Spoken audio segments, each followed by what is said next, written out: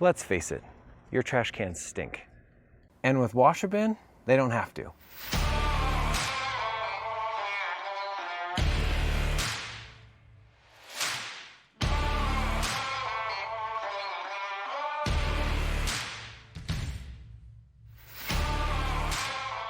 When we pull up, we start by power washing the outside of the bins. We then lift the bins into the back of the truck, where we power wash the inside with hot, high-pressure water.